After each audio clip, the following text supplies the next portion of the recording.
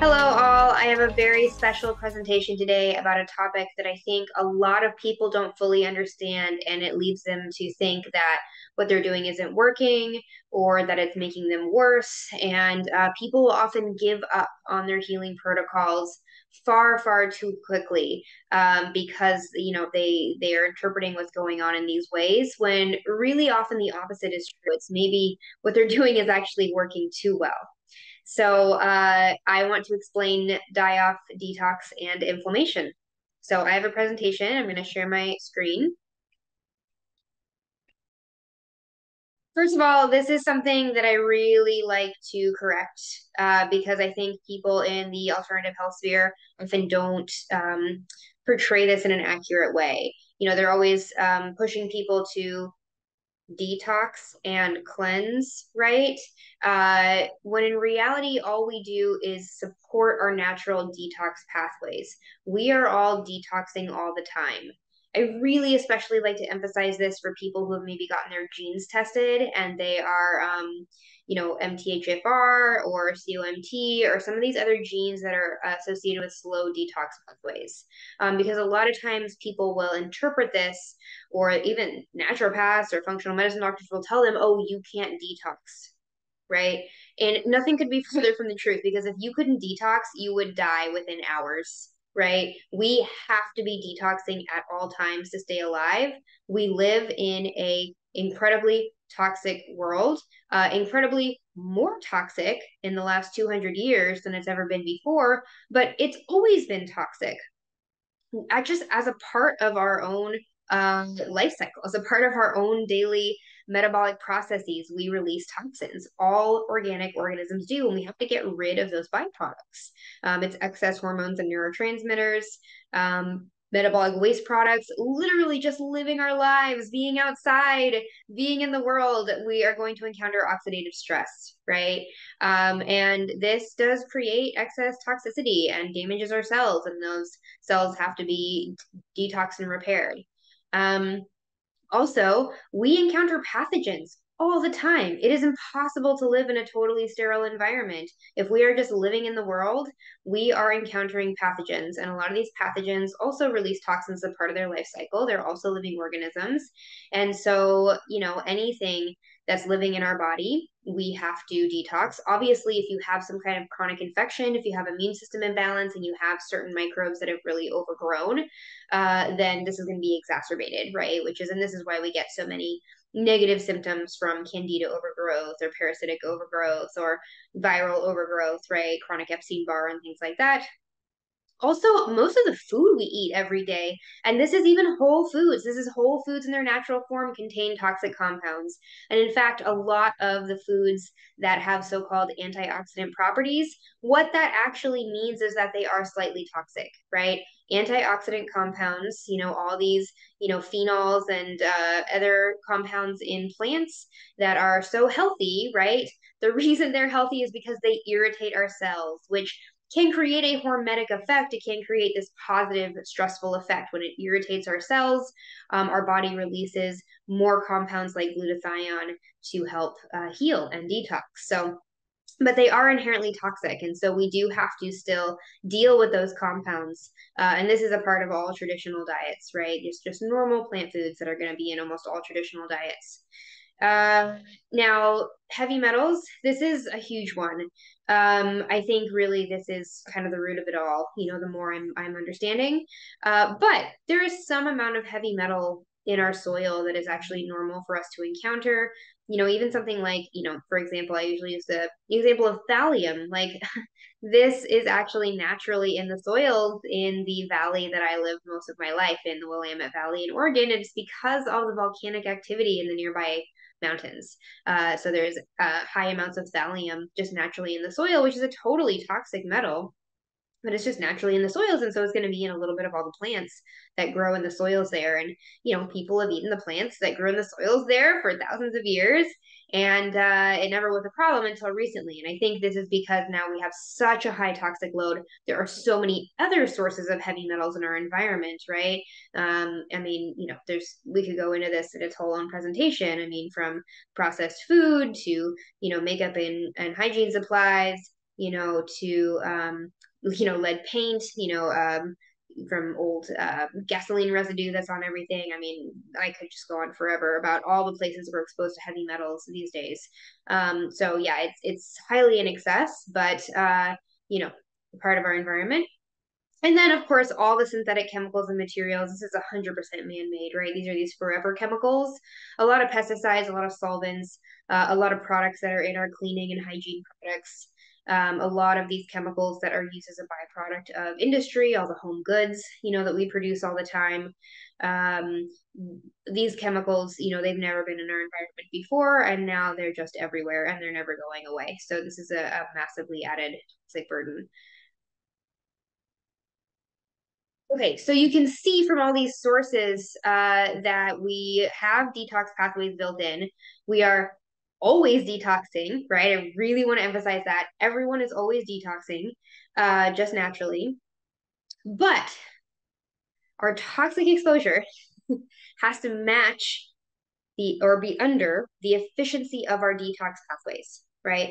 The problem that has happened is that our toxic exposure has started to overcome the natural efficiency of our detox pathways. And this is why people with mutations like MTHFR and COMT tend to get chronically ill more easily or at higher rates. And it's because we already have compromised detox pathways. Now, in a traditional setting, right, in an ancestral context, it wouldn't have been a problem. No one would have even known, right, that people have these mutations, except that I have a feeling these were the more like sensitive, empathic souls, right, of our ancestral cultures, people who are more like the healers and the shamans and these kinds of things, right? Because I think we are going to be more sensitive to stress hormones and stimuli in our environment and things like that. But it was never a negative thing, right? Like we held a role in society that was very important, but there wasn't really this downside or detrimental effect. And now there is, because now we are accumulating massive amount of toxins. We already have what we have to detox just as a part of being alive in the world. And now we have this massive load, especially over the last, 100 years, 80 years past World War II. But even before that, starting in the Industrial Revolution, we've had this slow increasing accumulation of man-made toxins in our environment. And a lot of us have just gotten completely overloaded. And now there's a huge imbalance between our toxic exposure and what our detox pathways can manage. And when toxins accumulate in our body, chronic illness is the result. So, what are our detox pathways? Well, a lot of things actually. People are sometimes surprised when I name all these things because we usually think liver. I think most people know that liver is a detox pathway, but gallbladder is too, right? Because our bile holds toxins, fat soluble toxins, and bile hangs out in our gallbladder, right? So, this is a lot of times why people have gallbladder issues, is they have a lot of really thick, toxic, sludgy bile hanging out in their gallbladder. And it means they can't digest fat anymore. And then they get into a gallbladder crisis. But it can definitely be avoided with some of these insights. So yeah, liver, obvious, then gallbladder, also kidneys. Kidneys are a detox organ, and I think this is why a lot of people are struggling with kidney issues, struggling with chronic dehydration issues, is because our kidneys do move a lot of toxins, especially water-soluble ones, which are a lot of solvents and pesticides, and also some forms of heavy metals. Most heavy metals are fat soluble, but heavy metals in some forms are water soluble. And so the kidneys will detox those as well. As well as a lot of plant toxins, things like oxalates and lectins are often water soluble as well. Our lymph and our spleen, right? So a lot of people will hear about lymphatic massage, or they might do castor oil packs. This is to help increase the efficiency of the movement of your lymph system.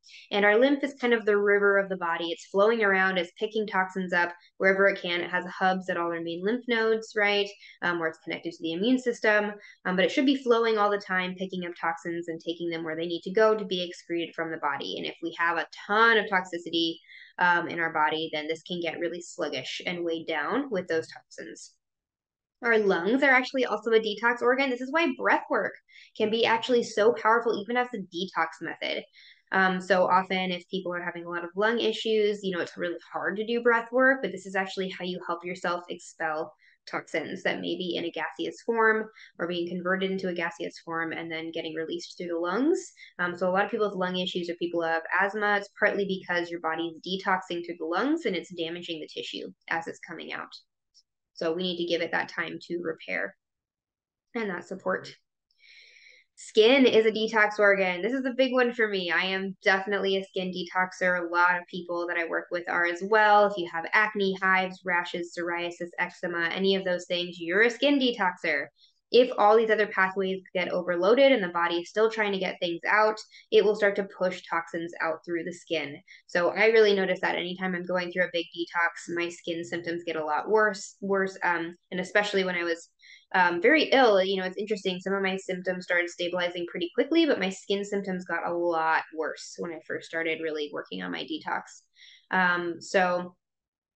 All of those things can be understood as overflow detox ways. The colon as well, right? Because once we move toxins through the liver and gallbladder, it's going to be coming out the colon, and so our stool is going to be a big transporter of fat soluble toxins. Now, this is part of the reason why I usually don't worry if people have intermittent bouts of diarrhea, right? Or kind of weird, weird looking or smelling stools while we're working on healing, especially in that first 6 months, even year. Because if you are having a big dump of toxins, so to speak, it can really dysregulate your bowel movements, but it's okay. We need to get it out. And so we need to just be okay with that sometimes. Okay. So what happens, we have all these really lovely methods of detox. You can see our body is built to detox. It's always doing it. It has all these different pathways. It has all these different mechanisms. But sometimes we still can't keep up, even with all those mechanisms working at full blast all the time. Sometimes it's not enough to deal with the immense toxic load we are dealing with today. And so the body is super, super clever, and it's not going to let those toxins just float around in your bloodstream. It could be really making you sick if it does that. Well, acutely sick, right? I mean, what happens is that the body will be really smart and it'll package these toxins up and it'll stick them into tissues, right? Or it will buffer them. It'll stash them in a tissue and then it will create kind of a buffer protection around it. These are actually gallstones, right? Often gallstones hold toxins that have been kind of wrapped up in a little package. Microbial overgrowth, so candida and parasites colonies like parasite nests can be placed intentionally by the immune system to help buffer from tissues that are really highly toxic. Tumors tend to grow around areas of high toxicity, and they're actually protecting us from the toxins. And we really have to honor the wisdom of the body, that it believes that if we didn't grow that tumor or we didn't have that candida, right, or we didn't have those gallstones, we would actually be sicker. So these mechanisms of the body to store excess toxicity that it can't release fast enough, it does keep us alive, at least in the short term, right? And that's the main purpose that the body has, is to keep us alive in the short term. But of course, they're going to give us symptoms of chronic illness and sometimes very serious chronic illness. People have to have their gallbladders removed. People have to, get really intensive cancer treatments. People may be completely overrun with candida, causing a lot of really debilitating symptoms. But we have to understand the body is trying to protect us by doing these things. And so ultimately, detoxing, right? And again, our body is detoxing anyway, but supporting all those detox pathways to be even more efficient is really the key to resolving this underlying cause of these chronic illness symptoms. So yes, to emphasize, toxicity is a root cause of microbial overgrowth. And a lot of times we do hear people say things like, oh, candida is your root cause, parasites are your root cause. It's not that that's wrong. They very likely are a major cause or contributor to someone's chronic health issues, but we have to understand, why are the parasites there? Why is the candida there, right? Our immune systems are very, very smart, and usually they're doing things for a reason. So certainly there are times when candida cleanses, parasite cleanses are warranted, but we have to really think bigger picture and consider the deep toxicity that may be stored in our tissues and why our body is putting those buffers there. Okay. So that being said, sometimes we can do things to manage that bacterial or fungal overgrowth that may have been allowed to some extent by the immune system to protect us, but sometimes really gets out of hand, right? And so we don't want to feed excess candida, right? We don't want to feed excess parasites. We don't want to feed excess yeast. And so not only, um, you know, can they, well, I mean, they cause very inflammatory symptoms in the body when they are extremely overgrown because they actually do release toxins as a part of their life cycle, right? Just like we do. So when a huge amount of them die off, and when we're not actively feeding them, often they will die off, right? Often they're there initially because of some kind of, offense that occurred, some toxic exposure, antibiotic surgery, something like that. We start getting this microbial overgrowth.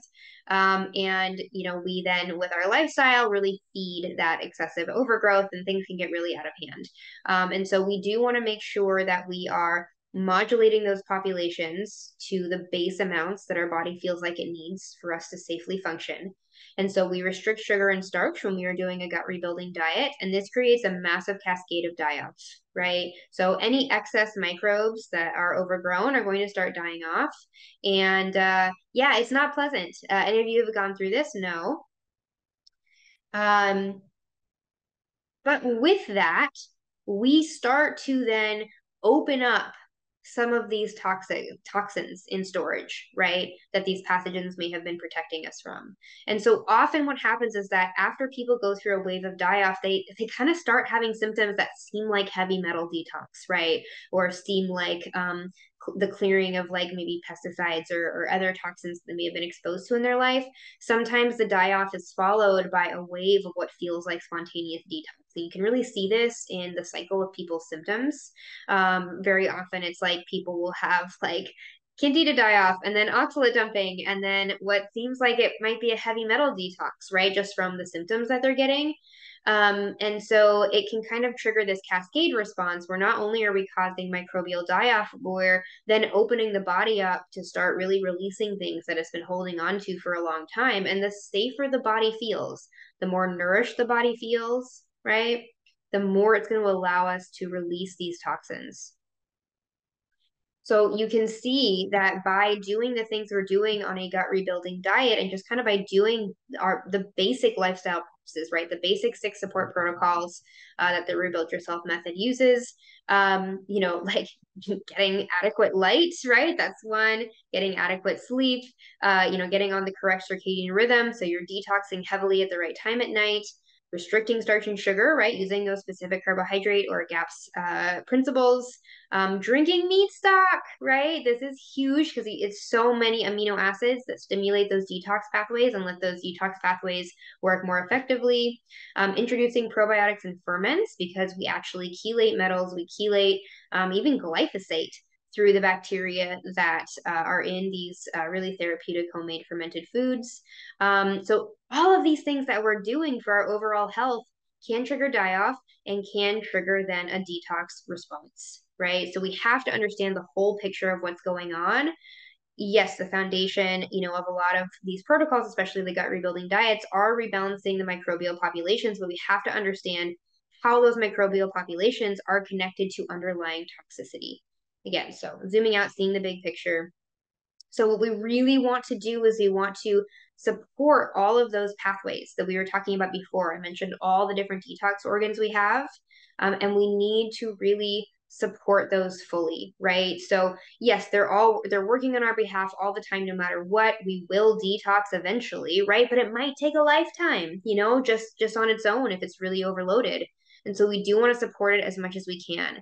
We want to promote lymph flow. And part of this is moving every day, even if you are very, very, very ill. You can roll around on the floor, you can like raise yourself up usually, unless you're totally bedbound, you can, raise yourself up on your tippy toes and get a little of that lymph pump. You can take a short walk even just around the house. You can massage yourself, right? You can rub castor oil, especially around your lymph nodes. If you can get sweating, right? So unless you're very, very heat intolerant, you can get sweating. And this is really going to help you detox through your skin. You can also take really good care of your skin. Stop overloading it with chemicals, with synthetic products that are going to really clog it up. You want to do really natural or no skincare products so that I can just release, release, release. I'm a huge fan of enemas. I think they have been a game changer for so many of my clients and actually myself too in terms of detox support. So coffee enemas are, really the king. But any kind of colon cleansing you can do, even just a saltwater enema, or you can put probiotics in your enema. That's a great option too. I have a whole video on enemas on my YouTube page you can look at, and a whole section of my book. But the beautiful thing about this is because, we tend to get really backed up. Even if you don't feel like you're actively constipated, a lot of people are more constipated than they realize they are. And so we can really have a backlog of stool that holds a lot of toxicity. And it's really important to flush that out regularly, especially when you're trying to detox and heal. And coffee has particular compounds in it that are very stimulating for the liver. Now you can drink it, but it's not going to have exactly the same effect. It's going to be much more efficient if it is done as an enema, because then it's going to get directly to the portal vein that goes to the liver, and it's going to make the liver really work double time. Now, soluble fiber is super great as a natural binder. Now, some people are going to be low fiber or carnivore at first because their gut is so damaged. We need them to be, and that's totally fine. But really, as soon as people can tolerate it, I often encourage them to add fiber back into their diet. So this is going to be not the insoluble fiber, the starch, right, which can feed some of the bacteria that we're trying to allow to die off. But it's going to be more of the low carb kind of fiber, right? So things like broccoli and Brussels sprouts and carrots and all this kind of good stuff. Binders can be used. Sometimes I will use psyllium husk. Sometimes I will use activated charcoal, right? Things like that. Now, the gut rebuilding diet is really powerful because it's so high in amino acids and B vitamins. I also encourage people to drink bottled mineral water if they can, or really make sure they're getting some extra electrolytes in. It's hard to get enough minerals, just from a regular diet these days because our soils are so depleted. But you're going to get a ton of amino acids that stimulate the methylation cycle, and the other detox pathways in the liver from meat stock and the meat, and B vitamins as well. And these are really essential for these pathways to be working. And then, oh my gosh, do we need to be patient? Right? We really need to let ourselves have rest. We need to give ourselves time. At this point, we are talking about a multi-generational issue here, right? So this is going to be a long, long-term process.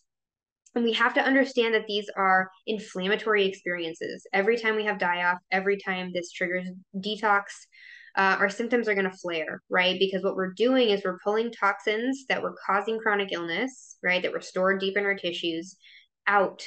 And they're flushing through our bloodstream, through our lymph system, through our detox organs. We're going to be much more vulnerable to them when they're getting pulled out, right? And so your symptoms are going to flare. And this is why it's so common to feel better. And like this happens all the time. It happened to me too, where it's like, wow, I actually have glimmers. I think this might be working. I felt kind of good today. And then you'll just like crash, right? Suddenly all those symptoms will just come back with a vengeance. And it's really because the healthier your body gets, the more it's going to spontaneously start detoxing. The more it's going to say, oh, cool, we have more capacity. We can pull these toxins out of the tissues and we can start flushing them through the detox pathways and get them out. But that's going to make you feel really sick. So we have to remember that if we can push through that, if we can be a warrior, we can be stoic and we can understand the bigger picture of what is happening, we will feel better on the other side. We will. We will just keep getting more and more optimal health. And, I've been working on my health for, what, 6 years, almost 7 years now. And I still am going through waves of detox. And we have to understand that there are layers and layers and layers and layers. It's not a one and done, oh, we do a candida cleanse, oh, we do a heavy metal cleanse, we do this or that, and then it's over. No, the body is layered and it's not going to release everything at once. You would not make it if it did. And so it's very intentional about peeling back layers of toxicity.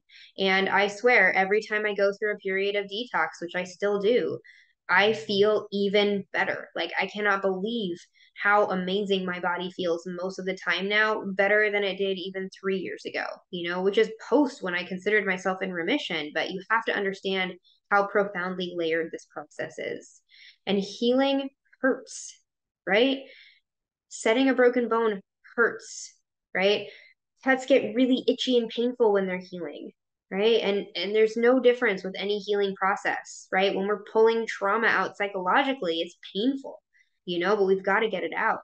And so if our goal is to recover, if our goal is going to, you know, do deep, profound healing work and really transform ourselves, it's going to be hard. There's going to be periods of time where we do not feel good.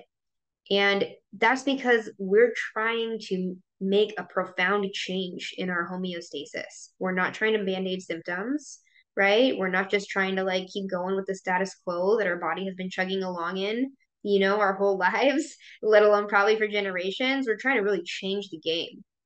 And so that is going to feel weird. It's not going to feel great. So trust the process. Trust your body's ability to detoxify naturally. You've got to assume that the symptoms you're having are symptoms of detoxification. For the most part, if symptoms are flaring, there's probably something underlying going on. Okay, and pace yourself.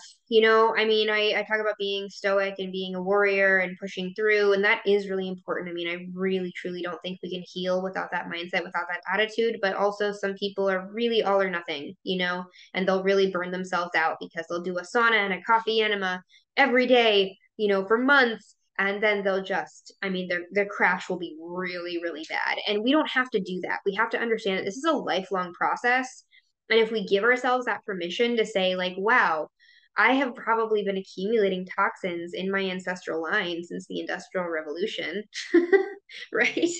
Then we can give ourselves permission that this is a long-term process, and we're going to feel better and better and better. Our symptoms are going to resolve, our illnesses are going to get into remission, but we have the rest of our life to work on our health and to try to really change the story of our family line. So we can pace ourselves. We can take breaks. We don't have to be hitting the detox support every day for years and years and years. Like, give yourself breaks, go back to it, have time to enjoy your life, to laugh, to connect with people. We can't just wall ourselves up in our house and just detox for 2 years. That's really not a good idea or healthy. All right. I hope this was a really helpful way to understand detoxification processes and how we are going about supporting them and why that is so important to your overall health. So please comment your thoughts, and thanks for watching.